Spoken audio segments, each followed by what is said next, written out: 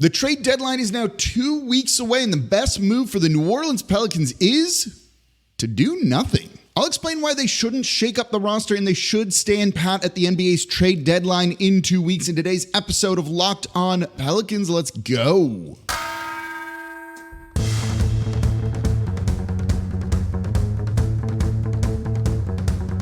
You are Locked On Pelicans, your daily New Orleans Pelicans podcast. Part of the Locked On Podcast Network, your team every day. Welcome to another edition of Locked On Pelicans, the daily podcast covering your favorite team, the New Orleans Pelicans and NBA, part of the Locked On Podcast Network, your team every day, available wherever you get your podcasts and available on YouTube. I'm your host, Pelicans Insider, credential member of the media, Jake Madison, at NOLA Jake on Twitter, here with y'all on this Thursday, and we're going to look at why the Pelicans should not make a trade in the next 2 weeks as we get towards the NBA's trade deadline on February 8th.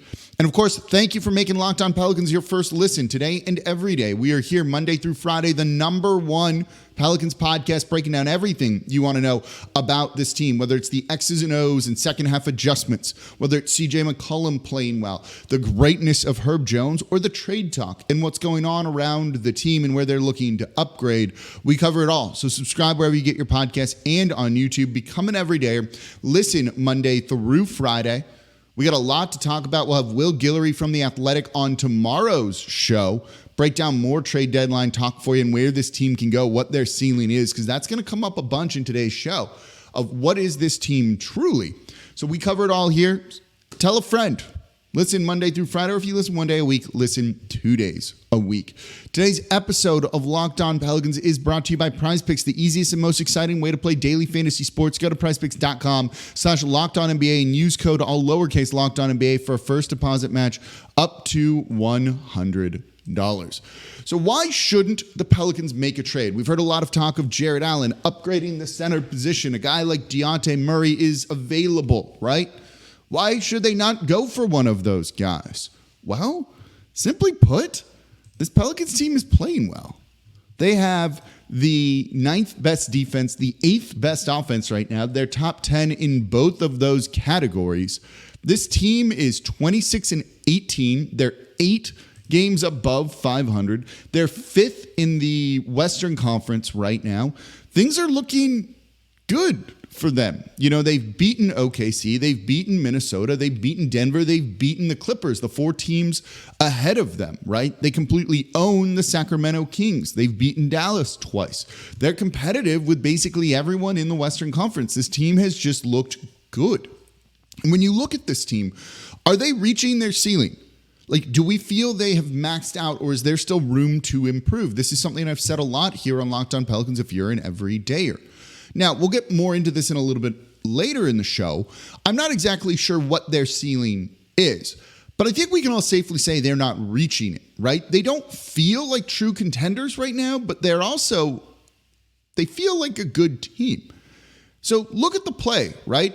You know, CJ McCollum is having one of his best years. The numbers in terms of pure counting stats, points per games and things like that might not reflect that, but he's completely changed his shot profile to be even more efficient, taking more threes, spacing the court for Zion Williamson and Brandon Ingram, right? He is playing the most efficient basketball of his career. He looks to be in the best shape of his career, and he's giving more energy on defense than he ever has before. He just hit 9 threes in a game the other night. You do that, this team can go really, really far. Look at Herb Jones, who's been improving. You know, he's shooting close to 40% from 3 right now this season. The attempts have gone up. He's making teams pay. He works well off ball. He has games where he can go for 18 to 20 points when that shot is falling. And he's building chemistry with Zion Williamson, right? You know, he's shooting closer to 50% from the corners right now. This is a guy who, by all accounts, is improving and then just does all of the things that he does defensively. That sequence where he blocks the shot, keeps the ball in bounds, leads to a BI layup, gets the steal, keeps that in bounds, gets the ball back, then dishes a behind-the-back feed. It's just defensive plays turning into easy offense, and he's a catalyst from that, right? There's a reason when his name was put there in kind of trade rumors, even though they're definitely not shopping him, that there was like an uproar from the fan base about Herb Jones being included. You know, he's taking 3.4 3-point attempts per game. If we can get that number up a little bit and he shoots 40%, that's a really good, important player for this team, right? You know, Zion still doesn't look like he's exactly himself. After the game against the Utah Jazz, he said he's 88 to 90%. He's still not been fully himself. They haven't run point Zion. You saw it more in that game with 11 assists. If he starts reaching his potential, being as explosive, and he's looking more explosive, well, that's a big improvement for this team, right? Brandon Ingram has been struggling over his past 10 games or so, missing shots, and he could refine his shot selection more like CJ McCollum has been, which would make him more efficient and this team more deadly. Trey's in a slump. Think of what this team will look like with his offense, you know, when he's not like that. And they're already good. That says something, right? They're nowhere near reaching their potential. You look at a team like Minnesota, and that team is what they are, which is a good team. But if the Pelicans get some things together, it feels like they could surpass a team like that. You also have a fail-safe in Jonas Valanciunas if guys get hurt. And the defense is good, right? Has been all season long, no matter who's playing. The scheme there is working. The coaching is working. Again, they've got it's the 10th best defense, 8th best offense. That's the numbers here. They have the 7th best net rating in the whole NBA over the season. If you look at it probably since that Lakers loss, that number is going to be even better, right? They've had a top 5 offense, top 5 defense since that Lakers loss. So they're, by all accounts and measures, saying this team is good. Are they perfect? No. There's room to improve. But I like that. I like that so much, that they're not actively at their full potential yet, but it's also good that they are, you know, improving. If they were kind of stagnant, if they weren't improving, if we weren't seeing better play, if we weren't seeing the numbers improve, then we'd look at things differently with this team. But they're playing well. They're playing really good basketball right now. They have a positive net rating of 5.2 on the season, okay? I've always said if you want to be a championship contender, that number needs to be, you know, right around 6 or better. So they're already close to that. Let's pull their net rating since that loss to the Lakers on December 7th here. I can pull that, and I'm going to be kind of curious to see what the net rating is. Is it championship contender numbers here? I actually don't know. And of course, my internet wants to go slow right now. The Pelicans have a net rating of 9 exactly. It's 4th best since that loss to the Lakers. 9 is definitely championship contender net rating number. That's your offensive rating minus your defensive rating. Their offensive rating is 5th best during that stretch.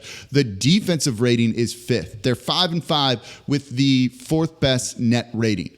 The team has potential to be very good. Why make a trade? Why make a trade when this is what you're doing already, and there's room to grow all around? That's the simplest argument, right? Just look at your team internally. That said, okay, let's look a little bit external. Does an upgrade exist for this team? Let's talk about that coming up here next in today's episode of Locked On Pelicans.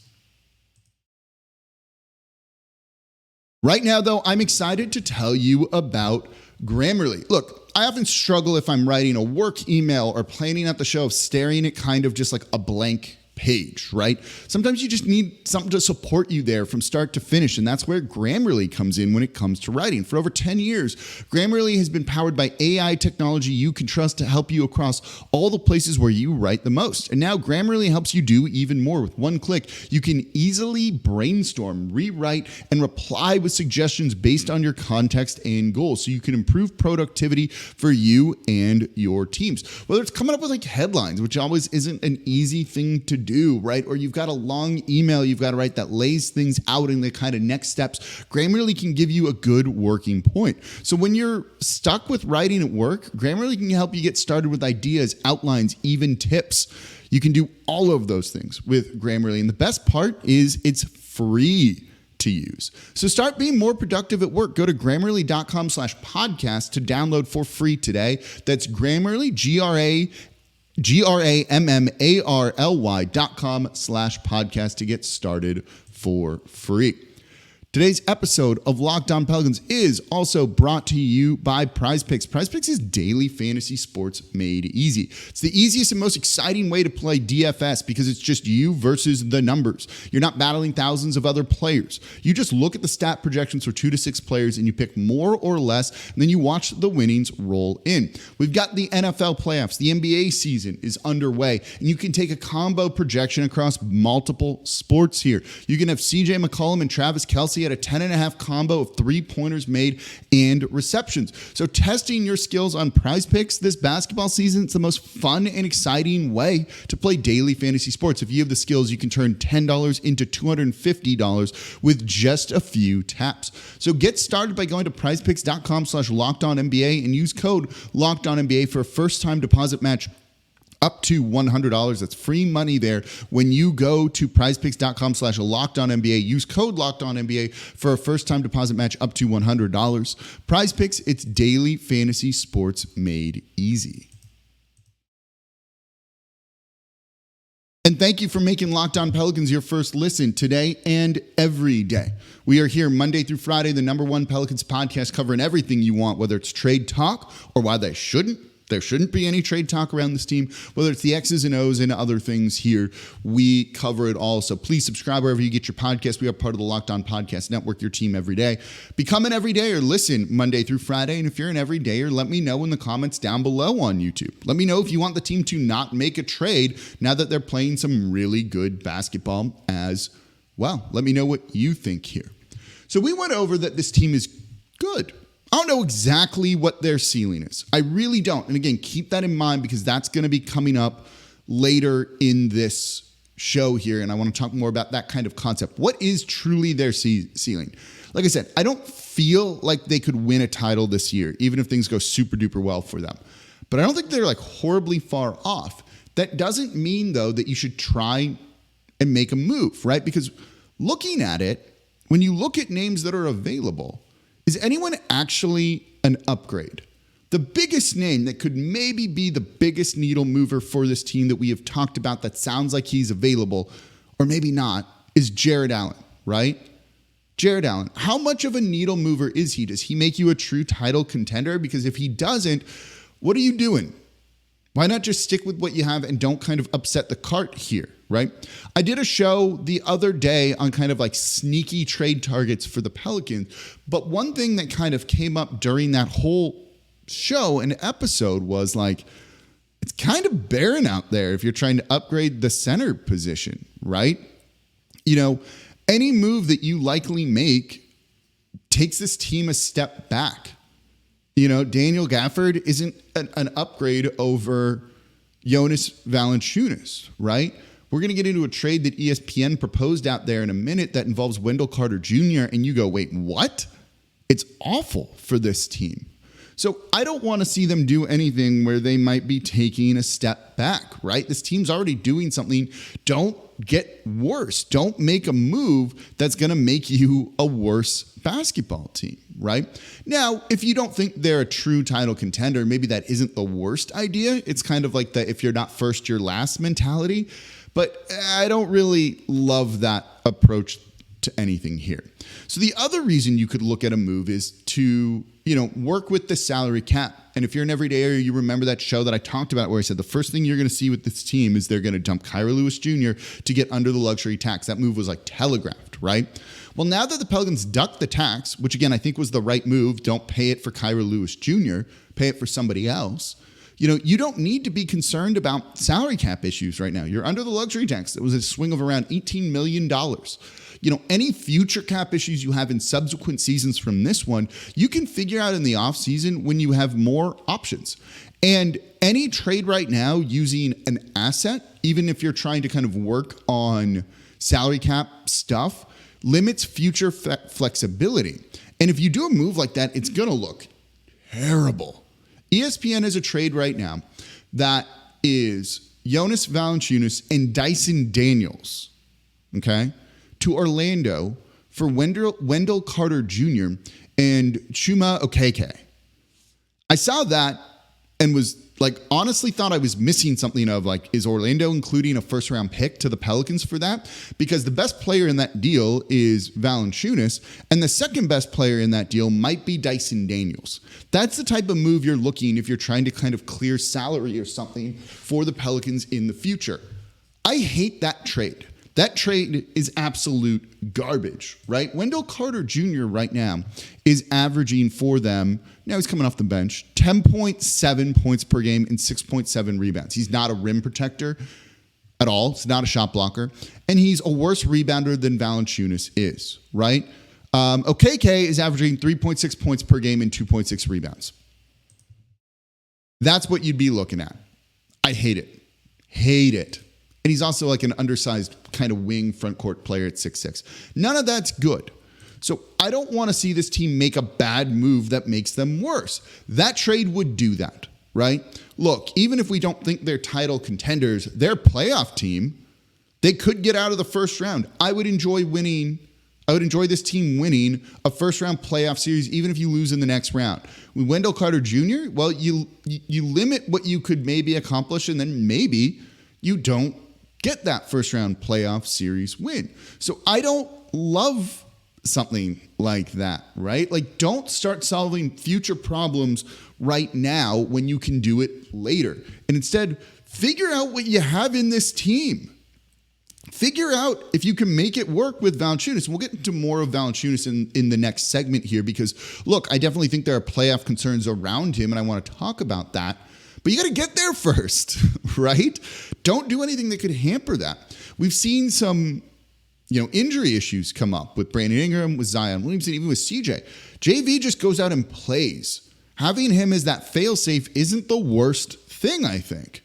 You can figure out the salary and stuff later. Or if you do win a playoff series, can you maybe make it work with JV and Larry Nance Jr.? That's what we're going to talk about in the next segment here. So I don't want to see this team take a step back when we're enjoying this, right? It's also about building up the fan base and gathering data points if you're in the front office. If you mix it up now, you might lose sight of like what could have been with that sort of thing, right? So I'd like them to finally be in position to like evaluate this team properly, make the playoffs, get everyone excited, go into next season with some expectations with all of your draft capital available, all the future draft picks you have. The Pelicans own all of theirs. They still have an unprotected first from the Lakers and a Bucks pick as well. That can all be really valuable and used in some young players that are intriguing. So that's the type of thing that I think could be important. Look, there are calls to be made on guys like Najee Marshall. He's going to be out of contract at the end of this season. He's a free agent. Do they have the money to pay him? Probably not. But when you look at it in terms of his minutes per game and things like that, even if he walks for nothing, I don't think it's the end of the world, right? Where's Najee Marshall in terms of minutes? He's 10th on this team in minutes per game. It's probably okay if he leaves. You don't love that, but you're looking at him essentially being like somewhere between your 8th and your 10th man. It's a useful piece, but you can get those kind of guys. You could draft a guy that could fill a role like that, right?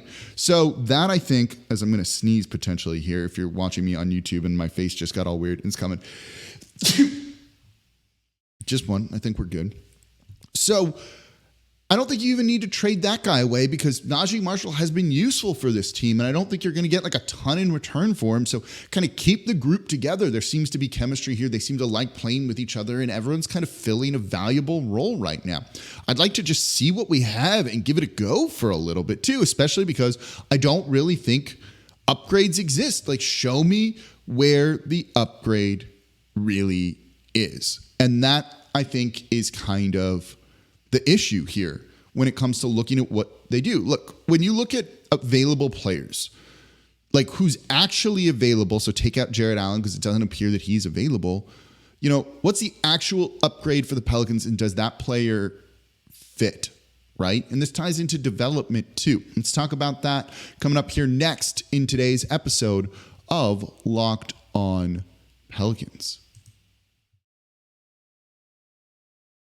Right now, though, I'm excited to tell you about Hungryroot. It's easy to jump off the New Year's resolution train of eating healthier, by the end of January, which is what we're getting towards. So So Hungryroot is here to rescue you from your short-lived resolutions by making meal planning easy and nutritious, so you can build healthy habits that won't disappear by February with Hungryroot. It's wonderful, right? Hungryroot is the easiest way to get fresh, high-quality food delivered to your door. They've got healthy groceries and simple recipes, and it's all in one place. You take a quiz. They're going to get to know your goals, what you like to eat, flavors you like, what kitchen appliances you use, and then they're going to have all of your needs and start building you a cart with delicious recipes and all of your grocery needs for the week. So Hungryroot goes beyond your weekly grocery haul with thousands of easy recipes that actually put your groceries to good use before they get forgotten in the back of your fridge and go bad. I hate wasting food like that. So Hungryroot follows a simple standard. It's got to taste good, it's got to be quick to make, and it's got to contain whole, trusted ingredients. So spend less time meal planning, shopping, and cooking, and more time enjoying healthy food that you'll actually love with Hungryroot. And right now, Hungryroot is offering Locked On Pelicans listeners 40% off your first delivery and free veggies for life. Just go to hungryroot.com/lockedon to get 40% off your first delivery and get your free veggies. That's hungryroot.com/lockedon. Don't forget to use our link so they know we sent you. That's hungryroot.com/lockedon. And thank you for making Locked On Pelicans your first listen today and every day. We're here Monday through Friday, the #1 Pelicans podcast, breaking down everything you want to know about this Pelicans team. Whether it's trade deadline talk, whether it's going to be a great guest and Will Guillory coming back on the show with me tomorrow. That's going to be a lot of fun. Whether it's the playoff push we're hoping to see, we're going to cover it all here as part of the Locked On Podcast Network, your team every day, the #1 Pelicans podcast. So subscribe. Tell a friend about the show. Please tell a friend about the show. Grow the podcast. Join over 9,000 subscribers who want to know all things New Orleans Pelicans. So, okay. We're talking about why they shouldn't make a move, right? Look at the players that are available. Again, actually available, so we're taking Jarrett Allen out. What's the actual upgrade for the Pelicans? I've heard a lot of people say they're one of the deepest teams in the league, if not the deepest. Then where's the upgrade, right? And does that player fit? Dejounte Murray's available. He fit? It's not if you're keeping the big three of Zion, Brandon Ingram, and CJ McCollum. You know, and when you factor in development, right, you want Jordan Hawkins to get minutes. You want Dyson Daniels to keep growing. It's hard to find a trade that makes sense. Where is the biggest glaring need on this team? Some of you are going to say rebounding. Okay. They're the 11th best defensive rebounding team this season. You know, it's not like they're bad at it. It might cost them here and there, but you got to look at it over the course of a season, right? You know, do they need more rim protection? Maybe, but if they did, they wouldn't have, you know, the 10th best defense right now. They wouldn't have the 5th best defense since December 7th, right? Like, for the most part, things are going well. I'd like them to shoot more threes. They're doing that. They're kind of improving in the areas that, like, you want them to improve upon. So where's the upgrade? Where's the change that, like, truly needs to happen? And I'm not sure it exists, right? Again, we say this team is deep, so where are you supposed to upgrade? Outside of the center position, but is there actually an upgrade available there? Now, that doesn't mean that things are perfect. I don't want them to downgrade from Jonas Valanciunas, but he will absolutely be a liability on the defensive side of the ball in the playoffs. If they truly want to be title contenders, you probably can't do it with him starting. But one, you need to get there first. You need to get there first. Right? Would you take them getting to the NBA Finals and then losing because JV was bad? Like, yeah, you would. Right? The West is tough, and Jonas Valanciunas is absolutely going to help them in the regular season. So let's not lose sight of the journey still in front of this team. We're not at the end of it just yet. You can't skip these steps here. And two, you also have Larry Nance Jr. They started him in the second half against the Utah Jazz, and he does a lot of what they want on the defensive side of the ball. And he's playing at a high level. Yeah, they're not the best rebounding team, let's say, when he's out there on the court, and that might cause some issues. But again, it's not like they're bad at this. So until we get more data of like, hey, this doesn't work for sure, I don't know if you can make some of these claims just yet. So this team is still working. They're still kind of accomplishing what you want to see them accomplish right now. And again, yeah, you're going to have issues with Valanciunas at a certain point in the playoffs, second round, conference finals, whatever it might be. When was the last time they were there, right? When was the last time they were there? When was the last time they made a conference finals? Right? Rhetorical question here. So until that happens, like, I'm not going to overthink it and be like, no, they need to do this right now. Like, we're just not there yet, right? And I think that when you look at it all is something to try and keep in mind. Yeah, they're not the best defensive rebounding. I just pulled the numbers with looking at their defensive rebounding numbers with Larry Nance Jr. on the court. And it's not ideal. I'll definitely tell you that. Doing the math here, it's 72%. What are they on the season? 76.2. So yeah, it's not great. So there's concerns with it. But I think do what you need to do this season, get through it, and then you have maybe more options this offseason. When Evan Mobley comes back, does Jared Allen become more expendable for the Cleveland Cavaliers? Maybe that drives his price down, right? Maybe someone else becomes available and you decide, oh, that's our guy. We really want to make it work. Those are the type of things that I think you start to look at, right? The Pelicans are finally in position to see what they have and retain any future assets that they need. So I think it's important for them to take this opportunity. I'm fine if they move for Jared Allen. Not what I would do, but it's okay if they do that, right? What I don't want to see is just dumping Jonas Valanciunas for someone who's not equal or better than him. That's going to be Wendell Carter Jr., Daniel Gafford, some of the other names that, you've heard listed out there. Capella could be equal or better, and that could be fine, right? But guys like Okongwu from Atlanta, like, no, get out of here with that. That's going to make them worse. JaVale McGee could be serviceable enough, but he's not going to give you the offense at all. So it really just depends on what you're looking for. And with all the talk around this, it does worry me that the team could be in not as great of a position as we want to see them at all. So just don't make a bad trade. And you know how you don't make a bad trade?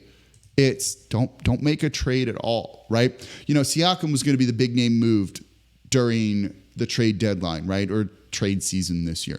And Anunoby's up there as well. Terry Rozier's the third biggest one we've seen so far. Like, that's not insane. And this team is improving. Top 5 in both offense and defense since that Lakers loss. There's something here. Figure it out. Get to the playoffs. Then determine what you need. Gather data. Make the changes this offseason because everyone's finally been healthy, knock on wood with that, right? So maybe it's not time to kind of rock the boat, shake things up. Let me know what you think in the comments down below on YouTube. Do you want to make a deal? Do you not want to make a deal? Is there a trade target you have in mind? Let me know. We're going to find out what happens over the next 2 weeks, and we're going to be covering it here on the Locked On Pelicans podcast, the #1 Pelicans podcast, part of the Locked On Podcast Network, your team every day. Will Guillory on the show tomorrow. More trade deadline talk. Let's see what he thinks the team's ceiling could be, how good they could be. It's a lot of fun when we chop it up with Will. That's going to be a great show of The Athletic. Tomorrow's episode of Locked On Pelicans. That's going to do it for this episode of Locked On Pelicans. As always, I'm your host, Jake Madison, at NOLA Jake on Twitter. I'll be back with y'all tomorrow.